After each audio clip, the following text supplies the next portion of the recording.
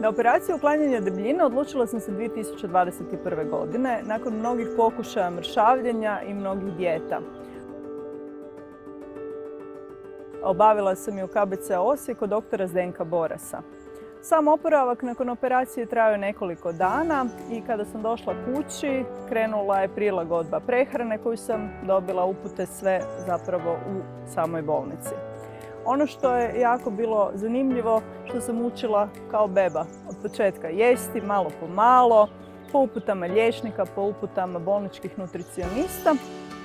I nakon godinu i pol, godinu i 7 mjeseci došla sam do svog uspjeha, a to je 50 kg manje. Ono što mogu reći da se sada osjećam kao potpuno nova osoba, vratilo mi se zdravlje i jedan osjećaj lakoće. Ono što bi navela kao posebne benefite mojeg skidanja kilograma nakon barijatrijske operacije gastric sleeve resekcija je to što mogu se slobodno kretati, mogu uživati u životu, kontrole su jedanput godišnje i to mi je dobra prilika da otiđem vidjeti lijepi grad Osijek. Od suplemenata moram uzimati jedino cjeloživotno vitamine i minerale, ali što je to naspram jednog novog života i nove lakoće koju sam dobila nakon operacije.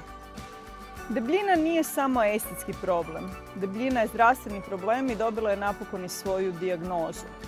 Što možete učiniti da skinete svoje kilograme i da si pomognete? Prvo se javite svojoj liječnici ili liječniku obiteljske medicine koji će vam dati uputnicu preko zdravstvenog da otiđete kod barijatrijskog kirurga. Tamo ćete dobiti sve upute što trebate napraviti i kako si možete pomoći da skinete veliki broj kilograma. Ja sam skinula 50 kg u godinu i pol dana i ono što vam mogu reći sada da sam puno zdravija, puno bolje se osjećam i najvažnija stvar, znate, kao u onoj priči, sada sam svoga tela gospodar.